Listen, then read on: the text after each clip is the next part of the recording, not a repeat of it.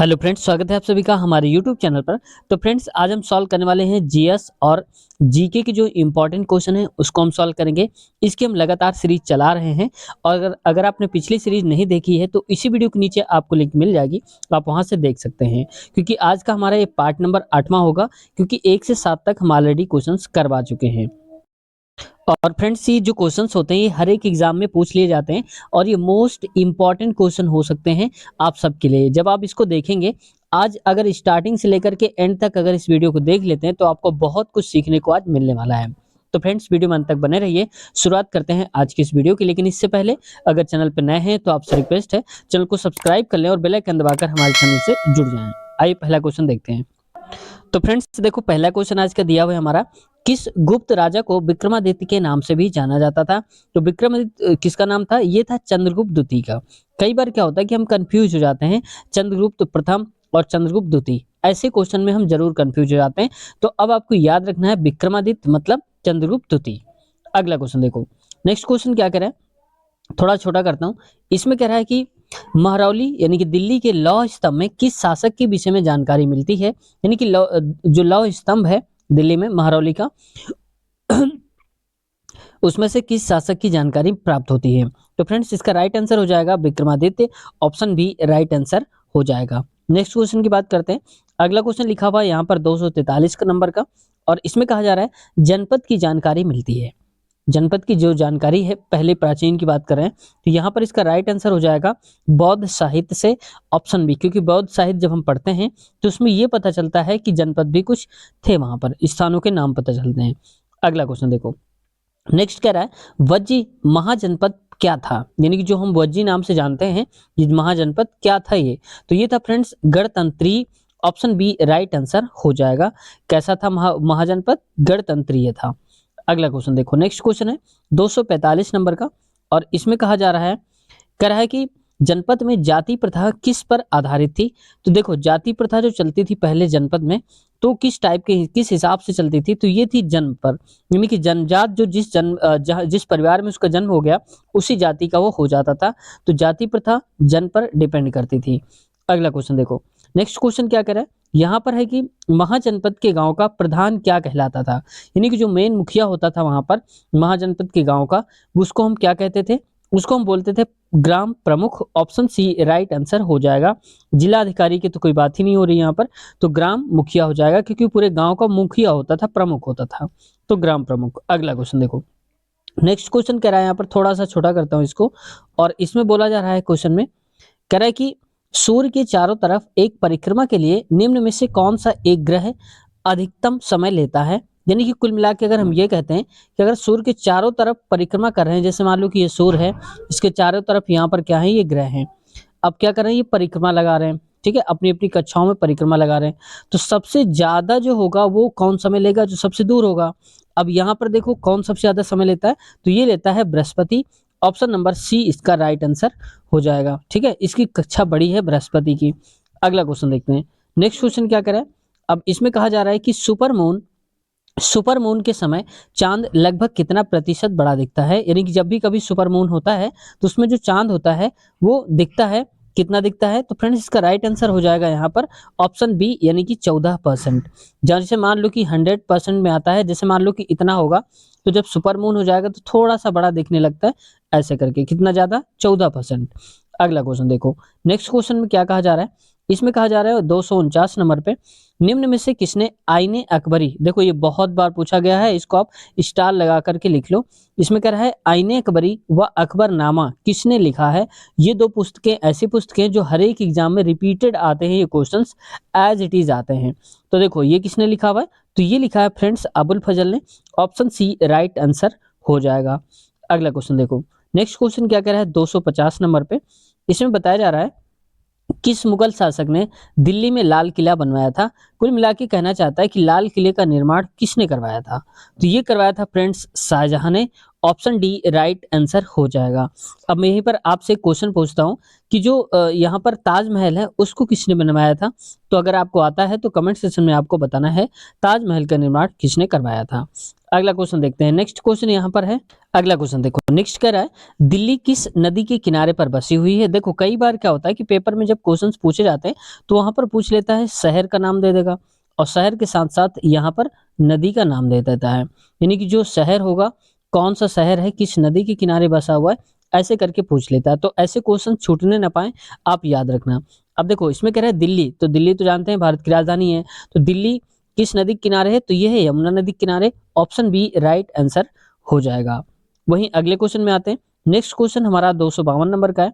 इसमें कह रहा है दिल्ली का पहला अखबार कब प्रकाशित हुआ था, यानी कि दिल्ली में जो पहला अखबार आया था वो किस सन में आया था, तो ये था फ्रेंड्स यहाँ पर आया था, जो इसका ईयर है वो है 1836। ऑप्शन ए राइट आंसर हो जाएगा। अगले क्वेश्चन की बात करते हैं। नेक्स्ट क्वेश्चन देखो यहाँ पर कह रहा है 253 नंबर। इसमें कह रहा है कि देश में दिल्ली हरियाली में कौन से स्थान पर है। तो देखो ये तो क्या है कि ये करंट अफेयर का क्वेश्चन है, ये चेंज होते रहते हैं आंकड़े।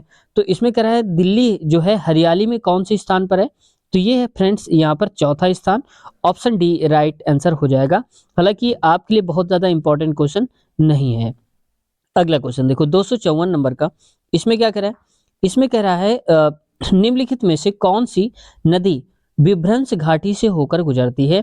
तो विभ्रंश घाटी जो है उससे कौन सी नदी बहती है, तो फ्रेंड्स ये बहती है यहाँ पर Godavari. Option C right answer हो जाएगा। अगला क्वेश्चन की बात करते हैं। नेक्स्ट क्वेश्चन हमारा 255 नंबर का, और इसमें क्या कहा जा रहा है, इसमें कह रहा है रिहंद बांध किस नदी में है, यानी कि जो रिहंद बांध बनाया गया है वो कौन सी नदी में बनाया गया है। तो राइट आंसर हो जाएगा फ्रेंड्स इसका जो क्वेश्चन है इसका राइट आंसर है Uttar Pradesh. Option B right answer हो जाएगा। ठीक है, अगला क्वेश्चन पे आते हैं। नेक्स्ट क्वेश्चन, तो इसमें देखो कह रहा है गुप्त वंश के किस शासक ने हूणों को परास्त किया था, जो हूण थे उनको हरा दिया था। किसने हराया था, तो फ्रेंड्स इन्होंने हराया था स्कंदगुप्त ने। ऑप्शन ए राइट आंसर हमारा हो जाएगा।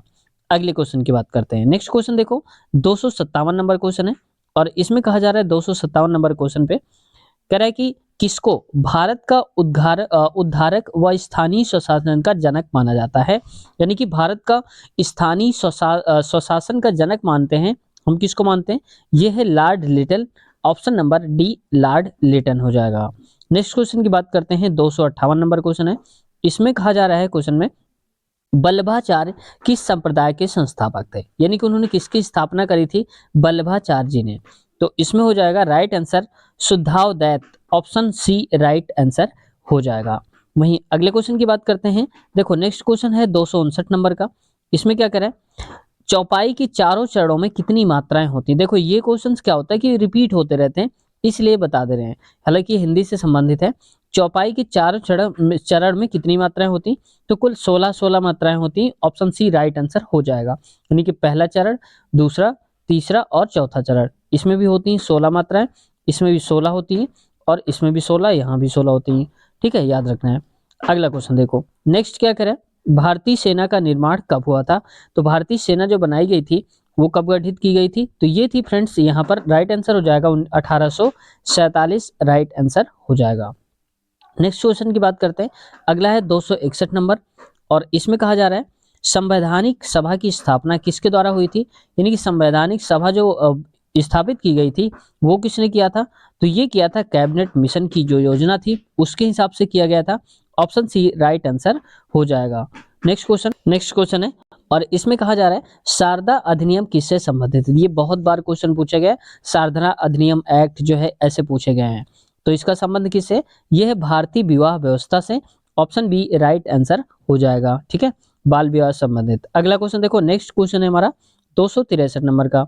इसमें क्या कहा जा रहा है, इसमें है कि अंतरिम सरकार में मुस्लिम लीग के सदस्य शामिल थे, यानी कि जो अंतरिम सरकार बनी थी हमारी उसमें से मुस्लिम लीग के कितने सदस्य थे, तो ये थे फ्रेंड्स, इसका राइट आंसर हो जाएगा 9। तो कुल 9 सदस्यों को रखा गया था। अगला क्वेश्चन है वही 264 नंबर का, और इसमें कहा जा रहा है 264 नंबर क्वेश्चन पे ब्रिटिश शासन द्वारा भारत से धन निष्कासन के बारे में सर्वप्रथम किसने लिखा, यानी कि धर्म निष्कासन के बारे में जो बात हुई थी सबसे पहले किसने कहा था, तो ये कहा था फ्रेंड्स इसका राइट आंसर रमेश चंद्र गुप्ता ने। ऑप्शन सी राइट आंसर हो जाएगा। वही अगले क्वेश्चन की बात करते हैं, 265 नंबर का क्वेश्चन है। इसमें कह रहा है मूर्ति देवी साहित्य पुरस्कार किसने शुरू किया था। जो हर साल मूर्ति देवी पुरस्कार दिया जाता है उसकी शुरुआत किसने करी थी। तो फ्रेंड्स इसका राइट आंसर हो जाएगा यहाँ पर Bharatiya Jnanpith trust, option number C right answer इसका हो जाएगा। अगले क्वेश्चन की बात करते हैं। नेक्स्ट क्वेश्चन है यहाँ पर 266 नंबर का, और इसमें कहा जा रहा है इकबाल सम्मान मध्य प्रदेश में किस क्षेत्र के लिए दिया जाता है। तो ये मध्य प्रदेश का एक सम्मान है इकबाल नाम का। तो ये इस क्षेत्र के लिए दिया जाता है। तो इसका राइट आंसर हो जाएगा फ्रेंड्स यहाँ पर बी रचनात्मक उर्दू लेखन की, जो अच्छी खासी रचनात्मक लेखन करते हैं उर्दू में, उनको ये दिया जाता है इकबाल। इकबाल से आप समझ सकते हैं, तो ऐसे यहाँ पर उर्दू संबंधित है। अगला क्वेश्चन देखो, नेक्स्ट 267 नंबर का क्वेश्चन है। इसमें कह रहा है राष्ट्रीय आय, इसको आप ऐसे कर लो, राष्ट्रीय आय निकालने के लिए एनएनपी में से निम्नलिखित में से किसको घटाया जाता है। यानी कि हमें राष्ट्रीय आय निकालना है तो एनएनपी में हम किसको घटाते हैं। तो ये घटाते हैं फ्रेंड्स, यहाँ पर राइट आंसर हो जाएगा इसका ऑप्शन नंबर अप्रत्यक्ष कर, यानी कि बी राइट आंसर हो जाएगा। ठीक है, जो हमारा इनडायरेक्टली टैक्स होता है। अगला क्वेश्चन देखते हैं। नेक्स्ट क्वेश्चन है हमारा 268 नंबर का, और ये इंपॉर्टेंट क्वेश्चन है, इसको आप याद रख लेना। कैसे, वह स्थानीय शासक कौन था जिससे मई 1498 में कालीकट में पहुंचने पर वास्को डिगामा मिला था। यानी कि वास्को डिगामा जो सबसे पहले 1498 में मिला था, तो यहाँ पर जो मिला था वो मिला था फ्रेंड्स, यहाँ पर राइट आंसर हो जाएगा Zamorin, option number D right answer हमारा हो जाएगा। वही नेक्स्ट क्वेश्चन की बात करते हैं। अगला क्वेश्चन हमारा, इसमें देखो कह रहा है यहाँ पर भारत में ऐसा कौन सा पहला राज्य है। तो देखो जब कभी भी पहला या प्रथम या सर्वप्रथम वर्ड आ जाता है वो अपने ही आप में इंपॉर्टेंट हो जाता है, क्योंकि वो क्वेश्चन जो होता है वो हमेशा पहला है तो पहला ही रहेगा, दूसरा नहीं होगा। तो इस वजह से कह रहा है भारत में ऐसा कौन सा पहला राज्य है जहां पंचायती राज प्रणाली लागू की गई थी। कुल मिला के इस क्वेश्चन को अगर सही से करें तो ये कहना चाहता है कि यहाँ पर सबसे पहले पंचायती राज व्यवस्था कहाँ पर शुरू की गई थी, किस राज्य में शुरू की गई थी। तो इसका राइट आंसर हो जाएगा फ्रेंड्स, यहाँ पर राइट आंसर हो जाएगा इसका option number D Rajasthan. Option D आपको याद रखना है, पहली पंचायती राज व्यवस्था कहाँ पर, राजस्थान में। अगला क्वेश्चन देखो, नेक्स्ट हमारा 270 नंबर का क्वेश्चन है, और इसमें कहा जा रहा है 270 नंबर पे निम्नलिखित में से किस शहर में मार्च 2013 में देश का सबसे पहला महिला डाकघर स्थापित किया गया है। यानी कि देश का जो है वो महिला है, और इसलिए क्या करना है, सबसे पहला है और महिला डाकघर है, तो इंपॉर्टेंट हो जाता है। तो ये याद रखना है आपको, क्योंकि हमेशा के लिए काम आने वाला क्वेश्चन है, इस वजह से जीके का क्वेश्चन बन जाता है। इसका राइट आंसर हो जाएगा फ्रेंड्स नई दिल्ली, ऑप्शन बी राइट हो जाएगा। पर कहा जा रहा है निम्नलिखित में से कौन सी भारत में सबसे पुरानी चट्टान है। तो सबसे पुरानी चट्टान जो है भारत में वो है फ्रेंड्स, इसका राइट आंसर हो जाएगा शिवालिक, ऑप्शन नंबर यहाँ पर ए राइट आंसर हो जाएगा। नेक्स्ट क्वेश्चन की बात करते हैं। अगला हमारा 272 नंबर का क्वेश्चन है, और इसमें कहा जा रहा है यहाँ पर 272 नंबर क्वेश्चन पे, तो देखो इसका राइट ये क्वेश्चन में कहा जा रहा है वह जोत जो किसानों को कम से कम एक जीविका तो उपलब्ध कराती है क्या कहलाती है। यानी कि जीवन यापन चलता रहता है किसान का, ये कौन सी जोत होती, ये होती आर्थिक जोत। ऑप्शन सी राइट आंसर हो जाएगा। वही नेक्स्ट क्वेश्चन के बाद अगला है महाभाष्य लिखा था। यानी कि महाभाष्य के लेखक कौन है, किसने लिखा था महाभाष्य। तो इसका राइट आंसर हो जाएगा फ्रेंड्स पतंजलि ने, ऑप्शन डी राइट आंसर हो जाएगा। अगला क्वेश्चन है फ्रेंड्स, इसमें कहा जा रहा है बाबर की पुत्री का नाम क्या था। यानी कि बाबर की जो बेटी थी उसका नाम क्या था। तो इसका राइट आंसर हो जाएगा फ्रेंड्स यहाँ पर गुलबदन बेगम। जेब का मकबरा कहाँ पर है। तो इसका राइट आंसर जो हो जाएगा फ्रेंड्स ये हो जाएगा यहाँ पर औरंगाबाद में। तो औरंगाबाद आप जानते होंगे अजंता एलोरा की गुफाएं भी स्थित हैं। तो औरंगजेब ने औरंगाबाद में इसका मकबरा बनाया हुआ है, मतलब इसी का मकबरा बनाया गया था औरंगजेब का। अगला क्वेश्चन देखो 276 नंबर का क्वेश्चन है, और इसमें कहा जा रहा है शाहजहां की बेगम मुमताज महल जिसकी याद में ताजमहल बनाया गया था की मृत्यु कहाँ पर हुई थी। कुल मिला के शाहजहां की जो बेगम थी मुमताज महल, इनकी मृत्यु कहाँ हुई थी। तो ये जो मृत्यु हुई थी फ्रेंड्स राइट आंसर हो जाएगा Burhanpur, option D right answer हो जाएगा। वही नेक्स्ट क्वेश्चन की बात करते हैं 277 नंबर का क्वेश्चन है। इसमें कहा जा रहा है किस बादशाह ने न्याय के लिए जंजीर लगवाया था। तो न्याय की जंजीर लगवाई थी, किसने लगवाई थी, ये था अकबर ने, ऑप्शन बी राइट आंसर हो जाएगा। वही नेक्स्ट क्वेश्चन की बात करते हैं। अगला है 278 नंबर का क्वेश्चन। इसमें कहा जा था 278 नंबर पे अकबर और महाराणा प्रताप के मध्य हुए युद्ध को किस नाम से जाना जाता है? यानी कि अकबर और महाराणा प्रताप के बीच जो युद्ध हुआ था उसको हम किस नाम से जानते हैं? तो इसका राइट आंसर हो जाएगा फ्रेंड्स, यहाँ पर राइट आंसर हो जाएगा हल्दी घाटी का युद्ध, option number D right answer हो जाएगा। वही नेक्स्ट क्वेश्चन की बात करते हैं 279, और इसमें कहा जा रहा है पानीपत का दूसरा, इसको मात्रा लगा लो, दूसरा युद्ध किसके मध्य हुआ था? यानी कि पानीपत का जो दूसरी बार युद्ध हुआ था वो किस किस के बीच में हुआ था? तो इसका राइट आंसर हो जाएगा फ्रेंड्स यहाँ पर अकबर और हेमू के बीच, ऑप्शन बी राइट आंसर हो जाएगा। भाई नेक्स्ट क्वेश्चन में आते हैं, अगला हमारा 280 नंबर का क्वेश्चन। इसमें कहा जा रहा है 280 पे, हुमायूं ने शेर शाह सूरी पर किस सन में विजय प्राप्त की थी? कुल मिलाकर कहना चाहता है कि जो हुमायूं है उसने हरा दिया था शेर शाह सूरी को, कब हराया था? तो ये हराया था फ्रेंड्स राइट आंसर 1540 में, ऑप्शन बी राइट आंसर इसका हो जाएगा। नेक्स्ट क्वेश्चन की बात करते हैं, अगला क्वेश्चन है हमारा 281 नंबर का क्वेश्चन, और इसमें कहा जा रहा है भारत में मुगल साम्राज्य की स्थापना किस सन में हुई थी? तो मुगल साम्राज्य की स्थापना कब की गई थी? तो ये था 1526 में, ऑप्शन बी राइट आंसर हो जाएगा। वही नेक्स्ट क्वेश्चन की बात करते हैं, अगला है भारत का प्रथम मुगल शासक कौन था? देखो ये कई बार पूछ लिया जाता है एग्जाम में, आप याद रखना ये इंपॉर्टेंट क्वेश्चन में आता है। तो प्रथम मुगल जो है भारत का मुगल शासक वो कौन था? तो ये था बाबर, तो ऑप्शन ए राइट आंसर हो जाएगा। बाबर से हुमायूं, ठीक है, ऐसे करके आप याद रखना, बाबर, हुमायूं, अकबर, जहांगीर, शाहजहां, औरंगजेब। नेक्स्ट क्वेश्चन में आते हैं, अगला क्वेश्चन है 283 नंबर का क्वेश्चन, और इसमें कहा जा रहा है क्वेश्चन में अंग्रेजों से मुक्ति पाने के लिए आजाद हिंद फौज की स्थापना किसने करी थी? कुल मिला के ये कहना चाहता है आजाद हिंद फौज की स्थापना किसने करी थी, क्योंकि ये कई बार पूछ लिया जाता है पेपर में। तो इसका राइट आंसर क्या हो जाएगा? तो फ्रेंड्स ये राइट आंसर हो जाएगा इसका चंद्रशेखर आजाद ने, ऑप्शन बी राइट आंसर हो जाएगा। भाई नेक्स्ट क्वेश्चन की बात करते हैं, अगला है 284 नंबर, और इसमें कहा जा रहा है 284 पे, झांसी की रानी लक्ष्मीबाई और अंग्रेजों के मध्य युद्ध किस सन में हुआ था? यानी कि जो अंग्रेज थे और झांसी की रानी जो लक्ष्मीबाई थी उनके बीच युद्ध हुआ था, तो किस सन में युद्ध हुआ था? तो ये था 1858 में, ऑप्शन बी राइट आंसर हो जाएगा। और यहीं पर क्या है 1858 में ही झांसी की रानी की मृत्यु भी हो गई थी।